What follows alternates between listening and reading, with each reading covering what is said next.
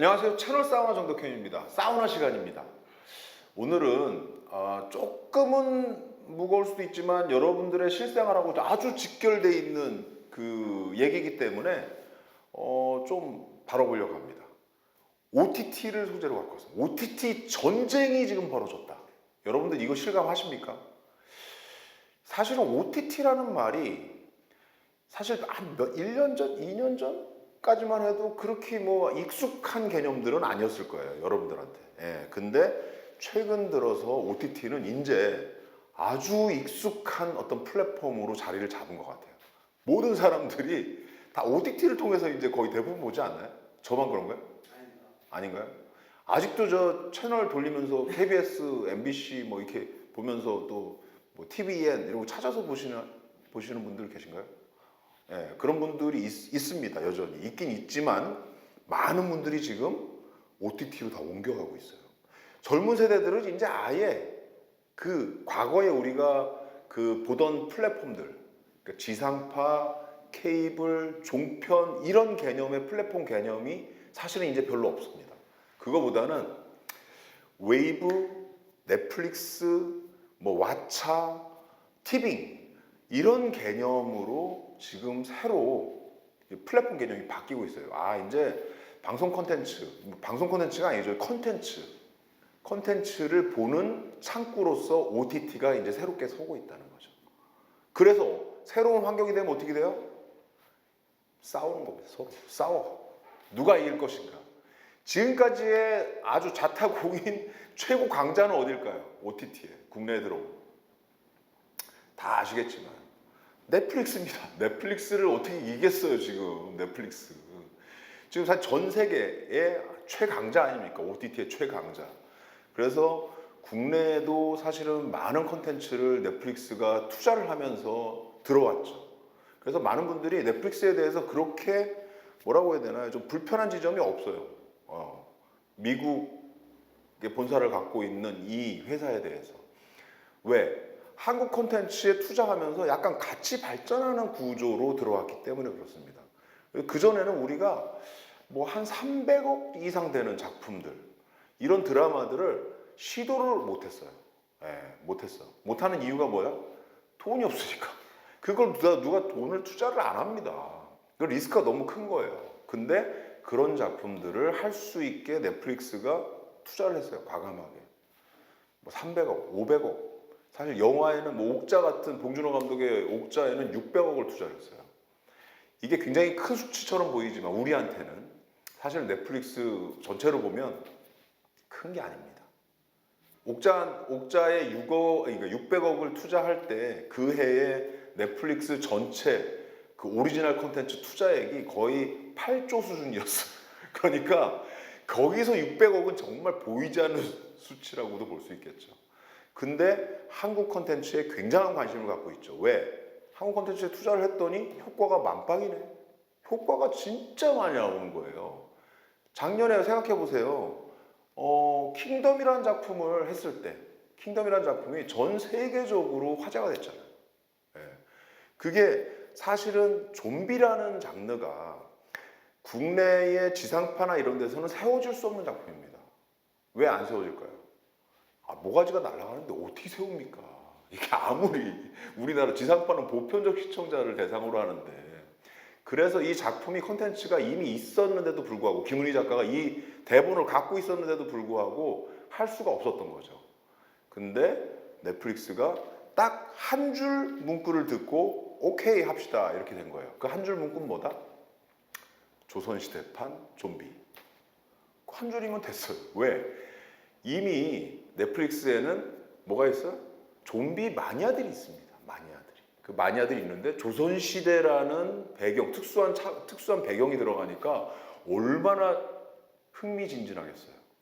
기본적으로 좀비 마니아들은 볼 겁니다. 근데 똑같으면 안 되죠. 이미 넷플릭스에 워킹데드라는 성공 작품이 있잖아요.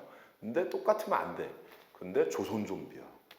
당연히 볼 수밖에 없겠죠. 그래서 작년에 또 재작년에도 엄청난 화제를 일으켰어요. 그리고 올해 이제 8월에 이 외전으로 아신전이라고 해서 킹덤 아신전이라고 해서 전지현 씨가 주인공으로 하는 작품을 또 지금 준비해서 이제 나올 겁니다. 그래서 많은 분들이 또 다시 보실 거고 이게 화제가 또 될 것 같은데 여하튼 최강자는 넷플릭스야.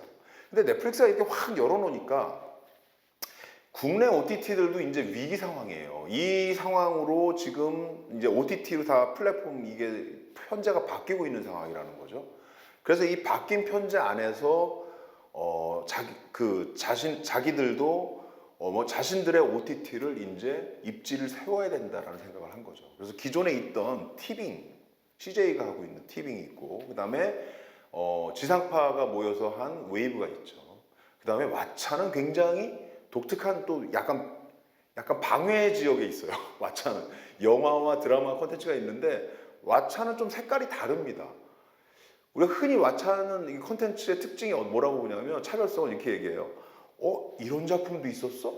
이런 게 왓챠에는 있어. 아주 보편적으로 선택하지는 않는다는 거예요. 근데 정말 독특한 거를 보려고 하는 그 마니아층들은 왓챠를 본다. 이렇게 선택이 돼 있어요. 근데 중요한 건 뭐냐면 웨이브와 티빙은 넷플릭스와 거의 유사하게 경쟁을 하려고 하는 그 구도를 갖고 있어요.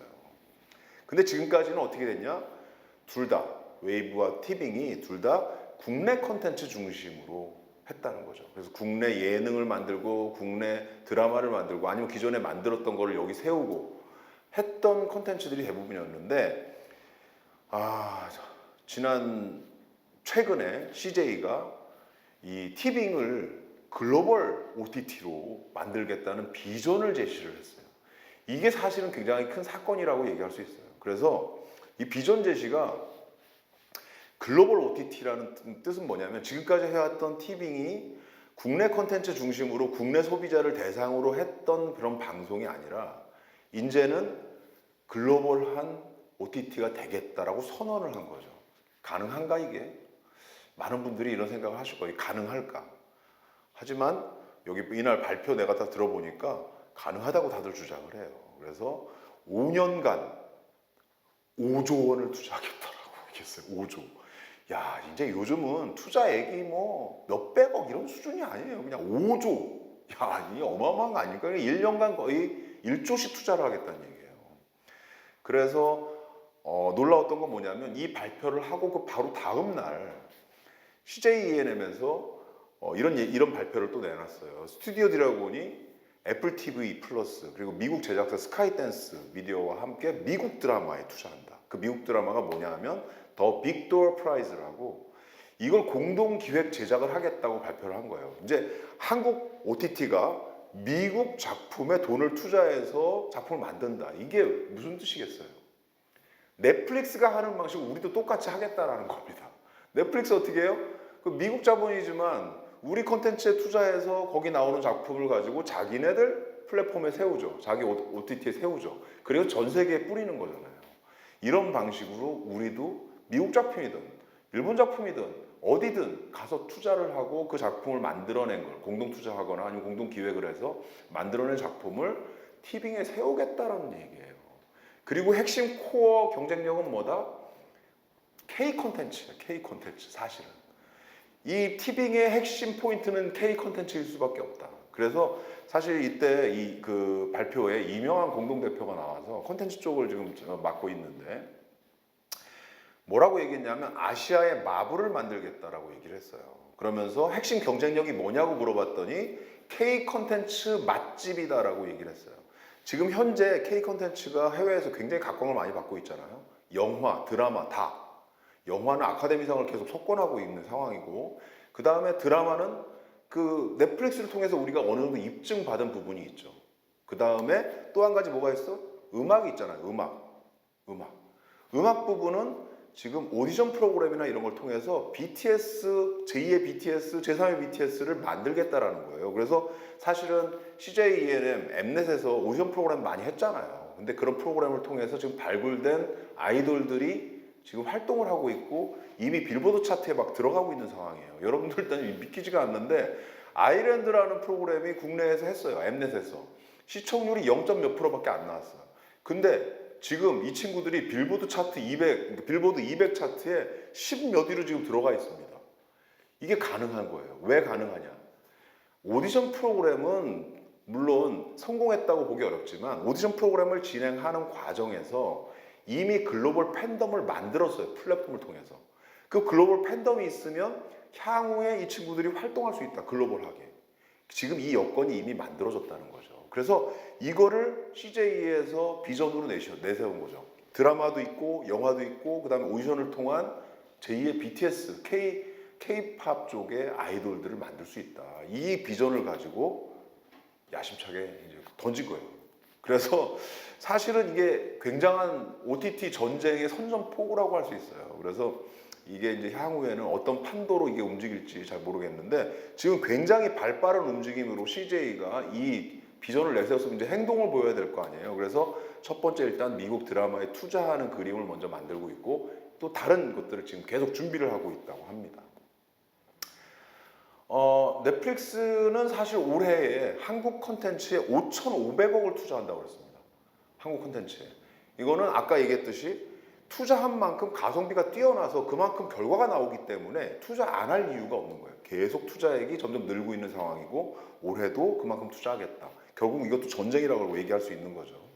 웨이브가 2025년까지 1조 원을 투자하겠다라고 발표를 했어요. 사실은 저는 웨이브가 먼저 이 발표를 했는데 1조 원 투자하겠다고 그랬을 때 사실 좀 놀랐어요. 오, 굉장히 많은 숫자 아니야? 라는 생각을 했어요. 근데 CJ가 5년간 5조를 한다고 그러니까 이거 다르다. 역시 버젯이 다르다라는 생각을 했고 근데 웨이브는 또 강점이 있습니다. 뭐냐 하면 웨이브는 아카이브가 훨씬 많아요. 지상파가 콘텐츠가 많잖아요. 최근에 내가 옛날 아카이브를 많이 들어가서 확인해서 찾아보는데 정말 많습니다. 볼만한 콘텐츠들이, 한국 콘텐츠들. 그래서 뭐 모래시계라던가 옛날에도 전원일기라던가 이런 것들을 찾아서 보시는 그 K 콘텐츠의 마니아들이 의외로 많이 있다. 그게 굉장한 큰 강점으로 웨이브엔 작용하고 있다고 생각합니다. 향후에 제가 이런 콘텐츠를 좀 중심으로 여러분들한테 방송을 좀 해볼까라는 생각을 합니다. 정리해서 재밌겠죠. 이 구도를 이제 OTT 대전을 제가 이제 한마디로 오늘 정리해서 얘기하면 어디 가서 제가 이런 얘기를 많이 하고 다니는데 최근에 컨텐츠의 신개화기다라고 표현할 수 있을 것 같아요. 지금 신개화기입니다. 이 시점에 OTT에서 우리가 어떤 선택을 하느냐에 따라서 외국의 자본들이 지금 같이 협업을 해서 지금 움직이는 상황이에요. 넷플릭스가 우리 콘텐츠에 투자해서 같이 하는 협업이 있는 거고 우리도 미국 콘텐츠에 투자해서 같이 협업하는 과정이 있는 거예요. 이 과정 안에서 우리가 어떤 선택을 하느냐에 따라서 향후에 우리 미래, 비전이 달려 있어요. 저는 향후에 한국의 산업의 핵심이 결국은 콘텐츠에 좀 있다고 저는 생각하는데 콘텐츠 산업에 있다고 생각하는데 이 시기에 어떤 선택을 하느냐가 굉장히 중요하다. 그래서 하지만 이런 열린 사회, 열린 어떤 상황 안에서 항상 적이 있거든요. 장벽이 있거든요. 큰 장벽이보다 이게 참 이 얘기 다시 꺼내기가 싫은데 로컬 시대에 우리가 로컬 시대가 있었죠. 지금은 넷플릭스나 이런 거 인터넷이나 온라인을 통해서 전 세계가 다 엮여져 있는 상황이에요. 열린 세상이란 말이죠. 근데 그 전에는 이런 것이 열리기 전에는 그냥 국가 간에 경쟁하는 로컬 시대가 있었어요. 그래서 그때 국가주의와 민족주의 시대들이 있었고 그런 시대들이 있었는데 그 시대에 만들어졌던 많은 갈등들이 있습니다. 역사적이고 문화적인 갈등을 겪었던 인접국과의 문제들이 지금 이 시대 신개화기에 발목을 잡는 아주 큰 걸림돌로 지금 나오고 있다는 겁니다. 그래서 여러분들 다 아시겠지만 조선구마사 사태 같은 게 벌어져요. 조선구마사. 사실은 이게 2회 만에 이게 폐지했다는 건 좀 이해가 안 되는 건데 그만큼 정서가 부딪혔다는 거죠. 아주 이 중국에서 지금 하고 있는 문화공정의 어떤 부분들이 아주 우리 대중들의 정서를 제대로 건드렸고 여기에 대중 정서가 막 폭발하면서 지금 반중 정서가 굉장히 크게 커지고 있거든요. 이게 굉장히 큰 문제예요. 근데 실제 업계는 어떻게 돌아가고 있느냐? 업계는 중국 자본이든 미국 자본이든 일본 자본이든 사실은 컨텐츠를 제작하는 과정에 있어서는 같은 자본으로 보고 있어요. 이걸 달리 보고 있지는 않다는 거예요. 근데 이걸 소비하는 소비자들과 대중들, 이걸 바라보는 대중들은 여기에 자기만의 정서들이 투영이 돼서 이걸 보고 있는 거죠. 그래서 중국 자본이 들어온 작품이면 봐야 돼? 이거? 문제 있는 거 아니야? 혹시 이 안에 우리가 자본 때문에 우리 문화를 스스로 왜곡하는, 역사를 왜곡하는 컨텐츠들이 들어가서 저들이 갖고 있는 의도에 놀아나는 거 아니야? 이런 의심들을 갖게 된다는 거죠. 이 문제를 빨리 해결해야 돼요. 최근에 지금 방영되고 있는 간 떨어지는 동거라는 작품은 사실은 여러분들 자세히 보면 알겠지만 거기 아이치의 이 컨텐츠가 거기서 제공한 작품이라는 게 들어가 있어요. 아이치는 뭐죠? 중국의 넷플릭스예요. 최근에 제가 무슨 시상식이 아니죠. 드라마 어워즈 글로벌 국제 드라마 어워즈 서울 드라마죠. 서울 드라마 어워즈의 그 심사를 하면서 외국 작품들을 많이 보게 됐는데 그러면서 자연스럽게 그 아이치에 들어가 봤어요. 들어가 봤더니 한글 서비스를 해요. 한글 자막 서비스를. 중국 드라마든 뭐 어떤 드라마든 한글 자막 서비스가 들어가 있는 게 있어요. 그럼 그걸로 우리가 볼 수 있는 거예요. 여기서 지금 볼 수 있다는 거죠. 돈만 내면.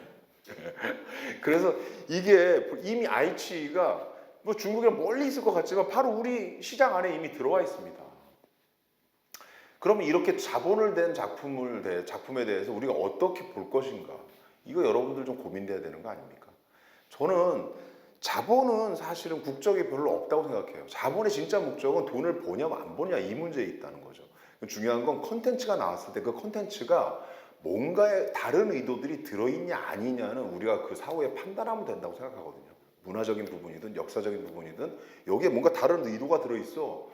이런 건 우리가 나중에 판단해서 이건 아니다 라고 그때 비판해도 늦지 않는데 현재는 아예 뭔가 어디에서 어느 자본의 색깔에 따라서 아예 막자 이런 흐름이 지금 좀 만들어지고 있는 상황입니다. 그래서 저는 이 부분을 어떻게 하면 좀 풀어낼까 고민이에요 지금.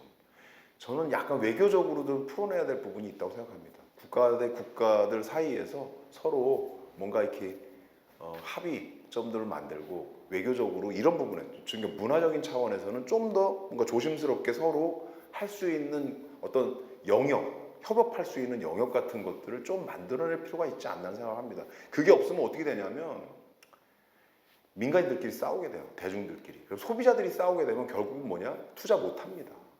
뭐 아무도 안 보는데 어떻게 투자를 하겠어요.